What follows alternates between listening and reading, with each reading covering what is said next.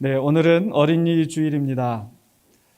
일반 사회에서는 5월 5일을 어린이날로 지키지만 우리 교회에서는 5월 첫째 주를 우리가 어린이 주일로 기리고 있습니다. 그런데 사실 제일 처음 어린이날이 시작할 때는 이 5월 1일이었다는 거 혹시 알고 계시나요? 오늘이 5월 1일인데 이 어린이날이 맨 처음 시작될 때는 5월 1일이 바로 어린이날이었습니다.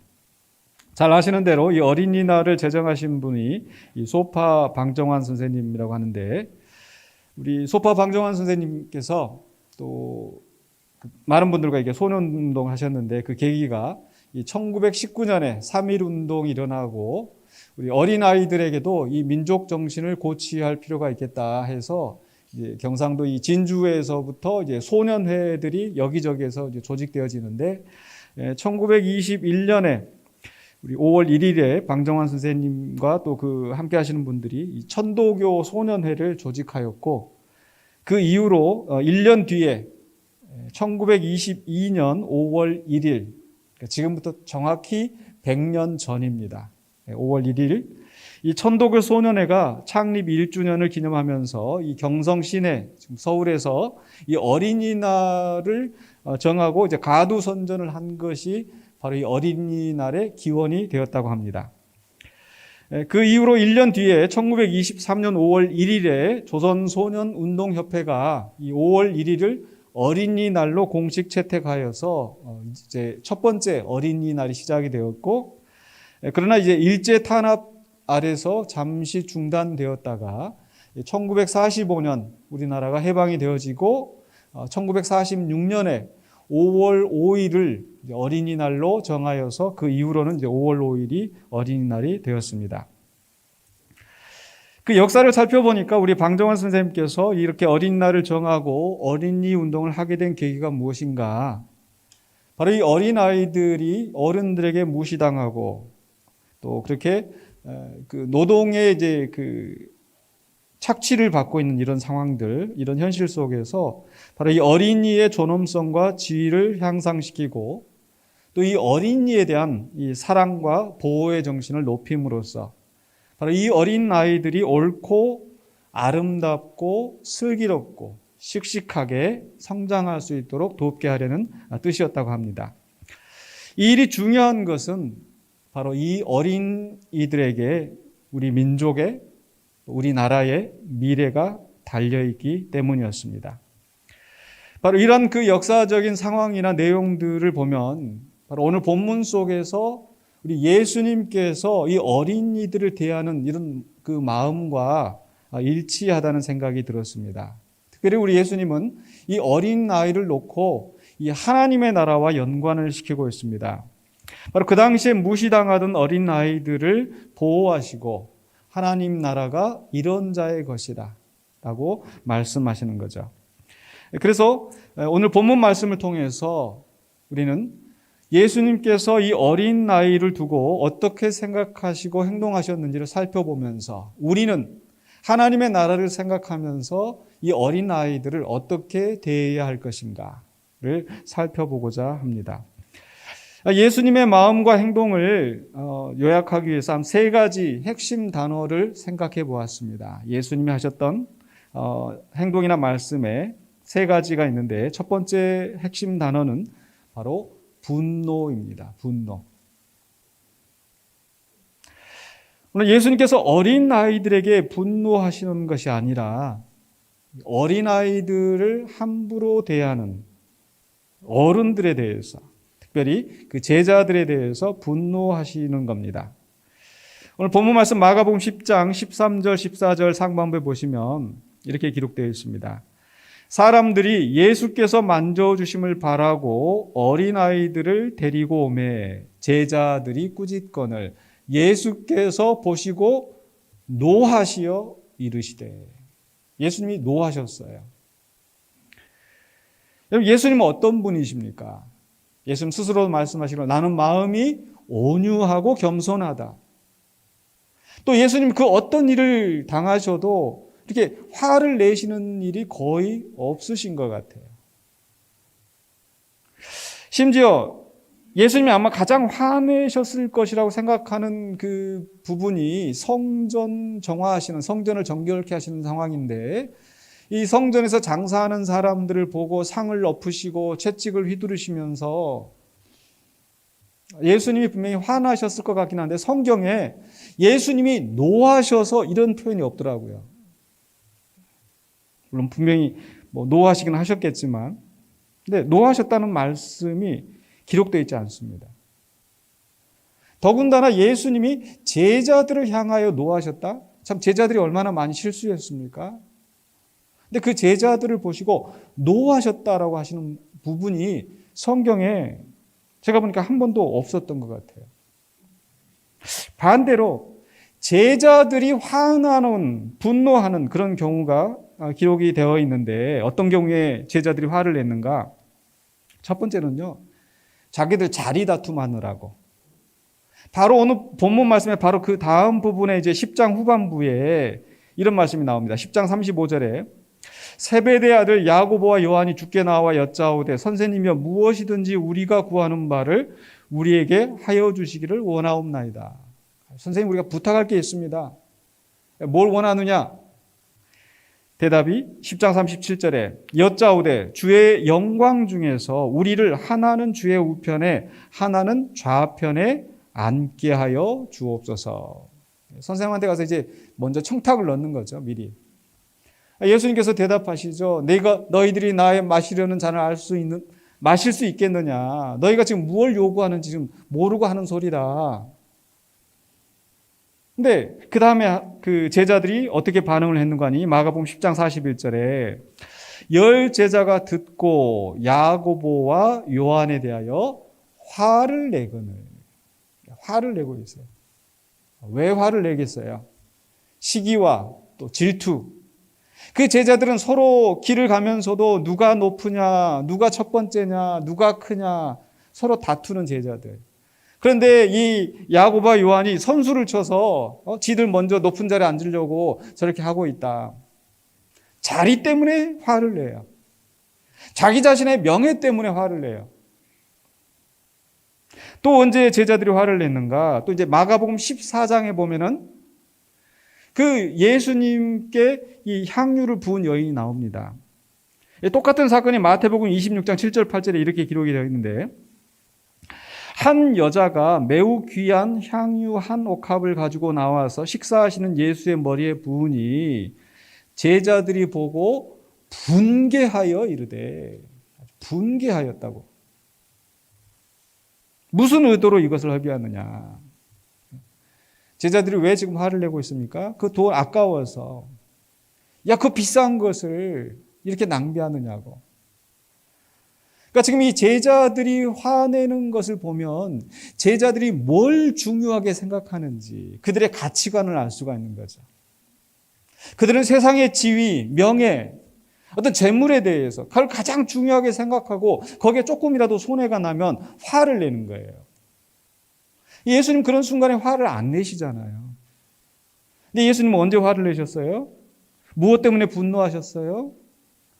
바로 어린 아이들이 거부당하는 것을 보시고, 심지어 그 제자들을 사랑하심에도 불구하고 그 제자들을 향해서 노를 바라시는 겁니다. 또 예수님이 언제 화를 내셨는가? 제가 설교 준비를 하면서 다시 한번 다 찾아봤어요, 성경에. 예수님이 언제 화를 내셨는가? 마가복음 3장에 한 번 더 나오더라고요. 마가복음 3장에서 이제 손 마른 사람을 안식일에 고치시는 장면이 나오는데, 마가복음 3장 5절에 이렇게 되어 있어요. 그들의 마음이 완악함을 탄식하사 노하심으로 그들을 둘러보시고, 예수님이 어떤 눈으로 지금 보고 계실지 노하심으로 그 사람에게 이르시되 내 손을 내밀라 하시니 내밀매 그 손이 회복되었더라. 어떤 상황입니까? 손 마른 사람 지금 괴롭고 힘든 거예요. 예수님 측은한 마음이 생겨서 지금 고쳐주시려고 하고 있는데 그 옆에서 보고 있던 사람들은 안식일에 고치나 안 고치나 어떻게든지 예수님 흠 잡으려고, 그 사람의 아픔에 대한 공감이 없이 그저 율법에 사로잡혀서 그저 남의 흠집만 찾아내려고 하는 그 사람들을 보시고 예수님이 노하심으로 둘러보시는 거예요. 그러니까 예수님이 노하시는 상황은 어떤 상황입니까? 약자가 무시받을 때, 돌봄을 받아야 할 약자가 돌봄을 제대로 받지 못할 때, 어린아이도 마찬가지인 거죠. 어린아이들은 어른들의 보호를 받고 사랑을 받아야 되는데 오히려 이 제자들이 그 어린아이들을 무시하고 거부하는 것을 보고 예수님은 분노하셨어요. 오늘 이 말씀이 우리에게 어떤 교훈을 줍니까? 우리는 어린아이들이 무시당하는 것을, 약한 사람들이 멸시당하는 것을 그냥 지나쳐서는 안 됩니다. 내일 아니니까, 나하고 상관없으니까. 뭐 요즘 세태하는 무슨 사고 나면은 가서 휴대폰부터 들이댄다고 하잖아요. 누가 옆에서 어려운 일 당하면은 괜히 나한테 해코지 당할까봐. 예수님은 힘없는 아이들이 어려움 당하는 것을 결코 좌시하지 않으셨습니다. 오늘 우리도 이 시대에 가끔 뉴스에서 나오는 끔찍한 소식들이 있죠. 어린이집에서 선생님이 그 말 못하는 아이를 학대하고, 심지어는 가정에서 부모가 자식들을 방치하고 의붓자식이라고 방치하고 학대하고 결국 그 생명을 잃게 하는, 심지어는 얼마 전에 큰 뉴스가 된 목사님 따님이 그랬다는.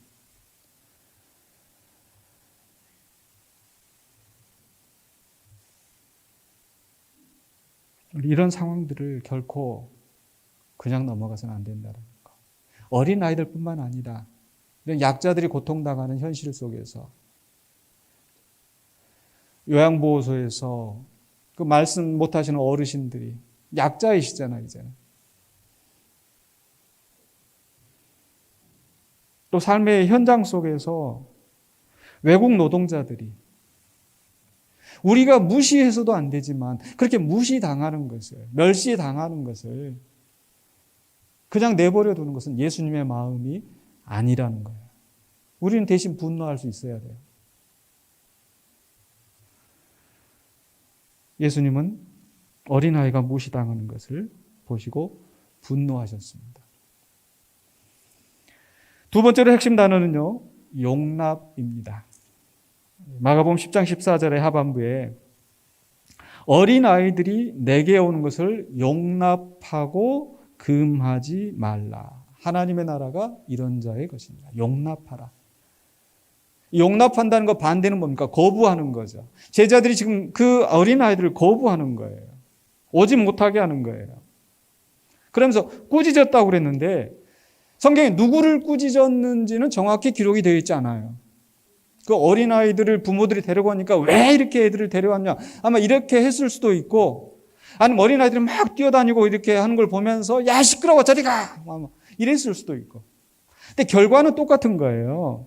바로 이 어린아이들이 예수님께 오는 것을 막는 거예요. 왜 제자들이 막았는지 자세하게 기록되어 있지 않지만 충분히 상상할 수 있지 않겠습니까? 제자들이 생각하기에 지금 이 하나님의 나라의 회복을 두고 이스라엘의 회복을 앞두고 중요한 일을 하고 있는데 어린아이들이 이렇게 나와서 시끄럽게 하고 정신을 산만하게 해?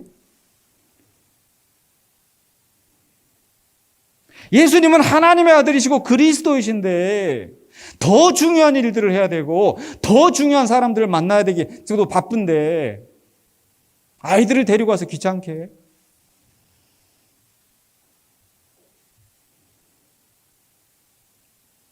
예수님은 제자들이 그런 걸 보시고 화를 내셨다고 그랬잖아요. 그리고 내게 오는 것을 금하지 말라. 우리 성도님들도 가끔씩 힘들고 어려운 일 당하셨는데 제가 나중에 소식 듣고 아유 좀 연락하지 그러셨어요. 힘들고 아프시면 전화하시지 그러셨어요. 목사님 다른 일도 바쁜데 저 같은 거요? 저 같은 게 없어요. 예수님은 그 어린 아이들도 다 귀중하게 받아주셨잖아요. 용납하셨잖아요. 예수님은 어떤 분이신가요? 왜 예수님은 어떤 분이시기에 내게 오는 것을 용납하라고 말씀하시는가? 예수님은요, 하나님의 나라를 이 땅에 이루시는 분이잖아요. 그러니까 그 예수님 앞에 나아갈 때, 예수님을 만날 때, 예수님과 함께 할 때, 그것은 곧 하나님의 나라에 들어가는 거예요. 그러니까 어린아이가 내게 오는 것을 용납하라고 하시는 것은 하나님의 나라의 공동체로 이 아이들을 받아들이는 거예요. 하나님 나라의 일원으로서. 그게 바로 이 아이들을 막지 말아야 되는 이유인 거죠. 하나님의 나라는 이런 자의 것이라고 말씀하시잖아요. 하나님 나라가 이런 자의 것이다. 하나님 나라의 소유권이 있다. 이게 사실 구약 성경 속에서 보면은요, 그 이스라엘 땅을 기업으로 받을 때 어떻게 기업을 나눠줬습니까? 20세 이상으로 싸움에 나갈 만한 자, 숫자를 세서 그 숫자대로 나눠줬잖아요. 거기에 어린아이들은 숫자가 없어요. 여자는 또 없어요. 그러니까 결국은 그 소유권이 어른들, 남자들에게만 있는 것으로 생각을 하고 있는데 예수님은 오히려 거꾸로 하나님의 나라는 이런 자의 것이다.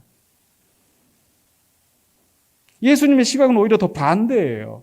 너희가 어린아이 같지 아니하면 이 하나님의 나라를 얻지 못한다고 말씀하지 않습니까?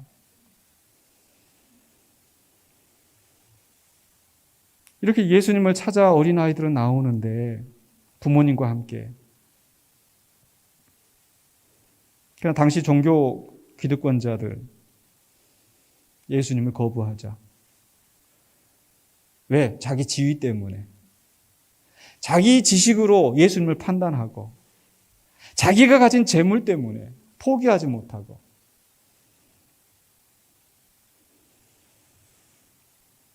그러면서도 하나님의 나라가 자기 것인 양 착각을 하고 있지 않습니까?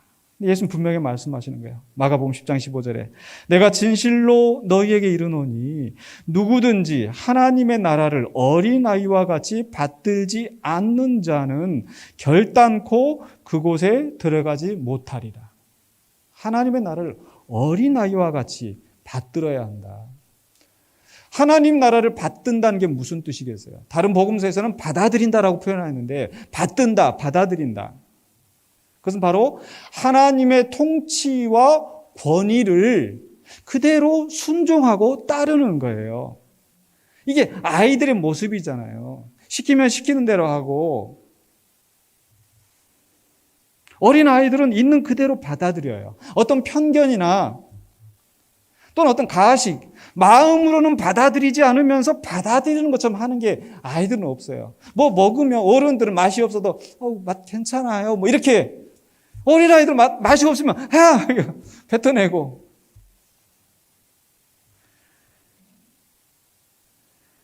근데 어른들은 그렇지 않단 말이에요. 뭔가 계산하고 체면 따지고 뭔가 누가 뭐 얘기하면은 우리 쉽게 하는 말로 머리 컸다고 이제 말 안 들어 이러잖아요. 가르쳐주면 가르쳐주는 대로 받아들이는 게 아니라 자기 생각으로 자기 판단으로 거부하고 따지고. 그러니까 오늘 마가복음 10장에서 그 다음에 바로 뒤에 나오는 얘기가 뭐예요? 부자 청년이 나오잖아요. 율법을 잘 알아요. 내가 어렸을 때부터 계명을 잘 알았습니다. 많은 재물을 가졌고 관리이고 지위도 높고. 그런데 정작 주님을 따르지 못하는 거예요. 어린아이와 같지 않기 때문에. 자기 계산으로, 자기 권위로 예수님을 판단하니까. 근데 하나님 나라 앞에서는, 예수님 앞에서는 우리는 어린아이와 같이 되어야 돼요. 이렇게 어린아이와 같이 그 하나님의 나라를 그대로 받아들일 때에 우리 주님께서도 우리를 그대로 받아주실 줄로 믿습니다. 그 얼마나 사회적으로 지위가 높은지, 얼마나 많은 재물을 가졌는지, 얼마나 많은 지식을 가졌는지 아무런 차별이 없어요. 그래서 어린아이들조차도 우리 예수님께서는 그 아이들을 하나님의 나라의 일원으로서 받아주셨던 거예요. 하나님의 나라는 이런 자의 것이다. 그렇다면 우리 교회는 어떻게 해야 될까요? 공동체 안에서, 가정 안에서 어린아이들 어떻게 돼야 될까요? 이 교회는 바로 어린아이들의 것이다. 하나님의 나라도 이런 자의 것이라고 그랬는데 바로 이 공동체 안에서 존경을 받게 한 사람의 인격체로서 그들이 존중을 받아야 합니다. 이것은 너무나 중요합니다. 왜냐하면 이 아이들이 바로 미래의 기둥이기 때문에 하나님의 나라가 이 아이들에게 달려있고 우리 교회가 이 아이들에 달려있기 때문입니다. 지난주 중에 우리 권사님들 만나가지고 이렇게 이야기를 나눈 게 있었는데 재밌는 말씀을 하셨어요. 내가 우리 그 이육장을 어렸을 때부터 봐가지고 우가 하다가 어느 날 무슨 이야기 하다가 우가 이렇게 하려고 했더니 장로님하고 내가 입을 틀어 막으셨다고. 오늘 아침에 우리 김은숙 권사님 더 저 한 말씀 하셨는데 선율이 이렇게 우리 김현웅 지사님 들어오는 걸 보시고 이쁘다 하시더니 저한테 하시는 말씀이 우리 우기가 요만할 때부터 형 손잡고 이렇게 교회 나왔다고. 그 얘기는 거꾸로 하면은요, 나중에 선율이 이게 커가지고, 선율아가 아니라, 그렇죠? 김선율 장로님 이러셔야 될 때도 있단 말이에요. 자, 그 전에 우리 교회 행사할 때마다 우리 지환이 항상 이렇게 무대 앞에 나와가지고 막 이렇게 해서 시선을 다 강탈하는, 지환이가 어느 날 보니까 굉장히 의젓해요. 근데 나중에 보면은 방지환 장로님 이러셔야 될 수도 있어요.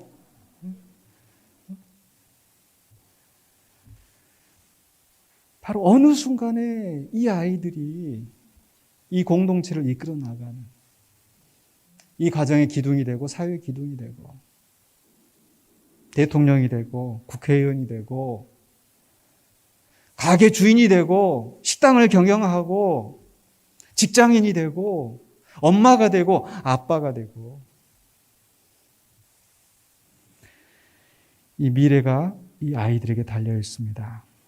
그렇기 때문에 우리는 그저 어린 아이들하고 무시하고 제외시키고 그러지 말고 용납하고 존중해야 돼요. 용납한다라는 것은 그냥 있어, 너희들 있어 그런 정도가 아니라 실제로 이 아이들이 그 공동체 안에서 그 역할을 감당할 수 있도록 하게 하고 배우게 하고 그렇게 해야 아이들이 주인의식을 갖는 거잖아요. 또 하나 재밌는 얘기가 있는데, 제가 군산에 이렇게 요즘 보면은 기둥에 이렇게 김창옥 교수 이렇게 온다고 이렇게 광고 하시더라고요. 근데 얼마 전에 유튜브에서 우리 김창옥 교수가 이 미국 엄마와 이 한국 엄마의 차이점 해가지고 이야기를 하는데, 미국에서는 어떤 드라마를 보니까 이렇게 그릇을 깨뜨리니까 미국 엄마가 Are you okay? honey, are you okay? 이거 괜찮아?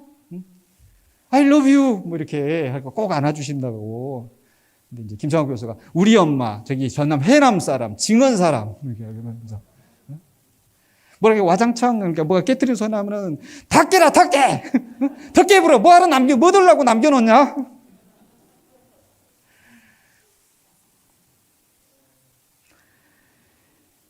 어린 아이들은요 본능적으로 이렇게 어른들이 뭐 하고 있으면 이제 호기심 많고 또 도와주고 싶은 마음에서 이렇게 한다는 거예요. 근데 어른들 생각에는 그냥 어설프게 야 너는 가만히 있는 게 도와주는 거예요. 이러지 말라는 거예요. 그렇게 어린아이 때 실수하면서 배워가야 주인의식을 가지고 그 공동체를 이끌어가지 않겠습니까? 어리기 때문에 실수하고 어리기 때문에 사고치는 것이 당연하지 않을까요?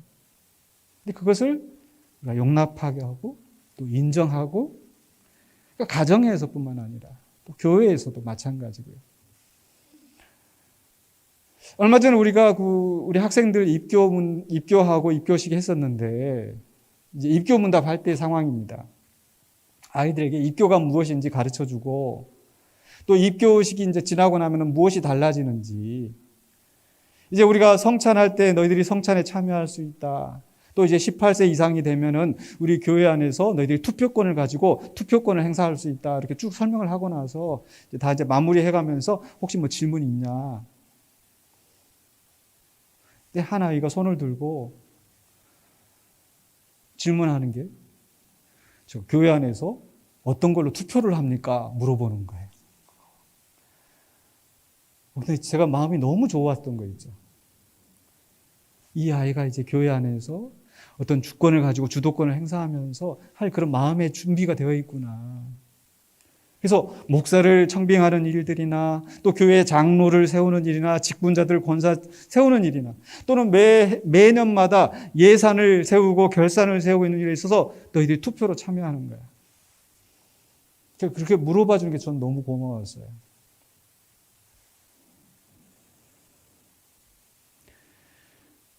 우리 계속 좀 유교적인 분위기에서 뭔가 회의를 할 때도 만약 어린아이가 뭐 이렇게 좀 이제 뭐 초입 뭐 사원이든지 이렇게 뭐 발언하려고 그러면 뭘 한다고 그러지? 조용해. 무시하잖아요. 근데 받아줘야 돼요.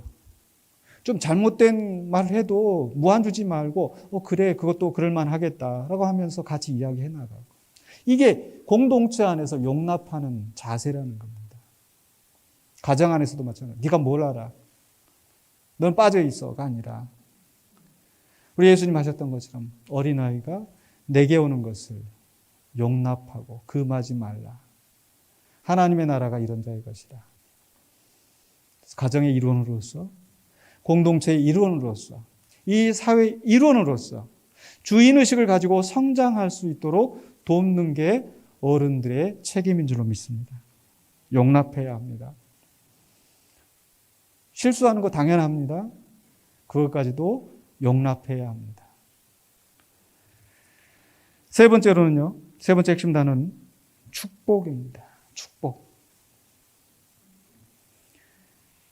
마가복음 10장 16절에 그 어린 아이들을 안고 그들 위에 안수하시고 축복하시니라.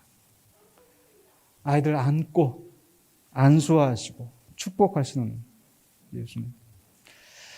사실 처음 이 사람들이 부모들이 아이들을 데려올 때 어떤 마음으로 어떻게 하기를 바라고 지금 데려왔었나요? 만져주시기를. 마가복음 10장 13절에 사람들이 예수께서 만져주심을 바라고 어린아이들을 데리고 오매. 만져주기만 해도 좋겠다. 마치 혈루증 앓던 여인이 그 예수님의 무리에 쌓여서 갈 때에 내가 저 옷깃만 만져도 내가 병이 나을 것 같은데 만져만 줘도 감지덕지. 근데 예수님은 그냥 만져서 여러 아이들 모아놓고 그냥 이렇게 가는 것도 아니고 한 아이 한 아이를 다 안아주셨어요. 바로 이 아이들, 너희가 무시한 이 아이들을 하나님이 받으시고 하나님 나라에서 받아들여지고 귀중하고 소중한 존재라는 것을 모든 사람들이 볼 수 있게 공개적으로 나타내신 거죠. 또한 누가 어린아이들을 안습니까? 보통 부모가 안아주잖아요. 부모가. 할머니 할아버지가 안아주고 또 그만큼 애정이 있을 때 안아주고. 그러니까 우리 예수님이 이 어린아이들을 정말 부모의 심정으로 내 피부치를 보는 심정으로 그렇게 안으시고 사랑을 베풀어 주신 줄로 믿습니다. 또 안으시고 어떻게 하셨어요? 안고 그들 위에 안수하시고. 이건 상상해 보세요. 예수님이 안고 그들 위에 안수를 하려면 어떻게 해야 돼요? 그렇죠? 안고 안수하려면 이렇게 얼마나 가깝게 지금 이 아이들을 안고 안수하시는지. 이 안수하시는 것은요. 예수님의 치유하시는 능력, 병자들을 고치실 때 안수하셨는데 그 예수님의 능력이 하나님의 아들이신 그분의 능력이 그 아이들에게 전달되도록 안고 안수하시고 그리고 축복하시는 거죠. 말씀으로 이 아이들이 잘 되기를, 이 아이들이 복을 받기를 선언하시는 거예요. 기도하시는 거예요. 여러분, 이 축복하는 것은요, 뭘 보고, 그러니까 과거를 보고 축복하나요? 현재를 보고 축복하나요? 미래를 보고 축복하나요? 미래를 보고 축복하는 거잖아요. 이 미래를 맡기는 거예요. 미래의 주인공들이기 때문에. 우리 어른들도 이 아이들을 축복해야 합니다. 우리 어린이들 화나면은 야, 저 망할 놈, 썩을 놈 이렇게 그러시면 안 돼요. 어떻게 해야 돼요? 아유, 저 잘 될 놈. 아유, 저 보배. 아주 화가 나도 막 화가 나가지고 막 화가 있잖아. 아유, 저 그냥 잘 될 보배 그냥 막 이렇게 하면 아마 화도 그냥 쏙 가라앉을 것 같아요. 축복하시길 바랍니다. 왜냐하면 이 아이의 미래가 가정의 미래이고 공동체의 미래이고 사회의 미래이고 하나님 나라의 미래이기 때문입니다. 네, 말씀 마무리하겠습니다. 특별히 어린 주일을 맞이하여서 그저 1년에 한 번 지나가는 그런 날이 아니라 어린이들을 보는 우리의 시각이 어떠해야 될지. 제자들은 어린 아이들 그저 현실적인 계산으로 지금 당장 아무런 쓸모없는 거추장스러운 그런 존재로만 봤지만 우리 예수님은 그들도 똑같은 인격체로서 성인으로서 존중하신 줄로 믿습니다.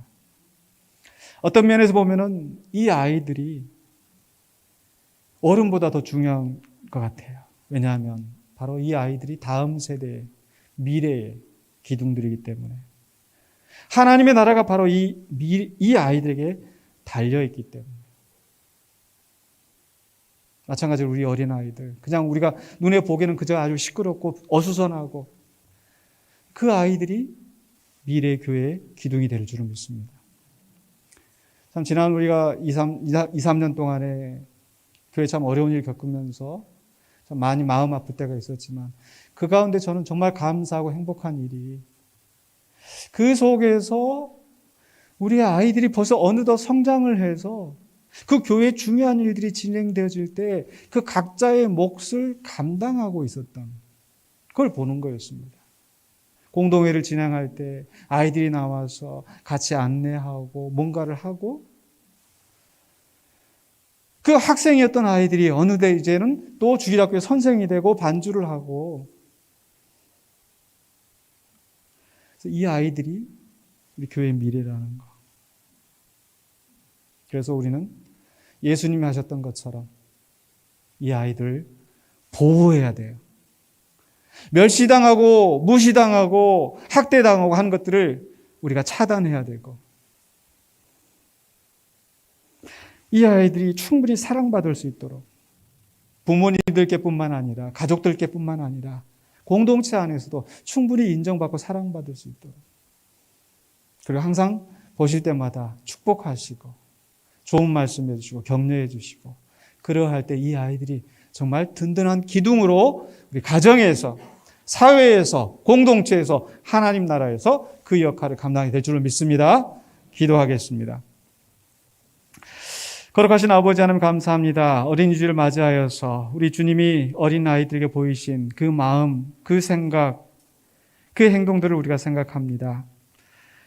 우리가 온전히 이 어린 아이들을 주님의 눈으로 바라보기를 원합니다. 주님의 눈으로, 주님의 심정으로 대하기를 원합니다. 우리의 연약한 마음을 돌아보시고 또한 우리가 주님 앞에 어린 아이와 같이 순수한 마음으로 주님을 받아들이며 주의 뜻을 순종하는 우리가 되게 하여 주시옵소서. 그리하여 우리 공동체 안에 또 우리 가정들 안에서 모두가 남녀노소가 함께 어우러져 성장하며 주의 뜻을 이루어가는 아름다운 공동체가 되게 하여 주시옵소서. 예수 그리스도 이름으로 기도하옵나이다. 아멘.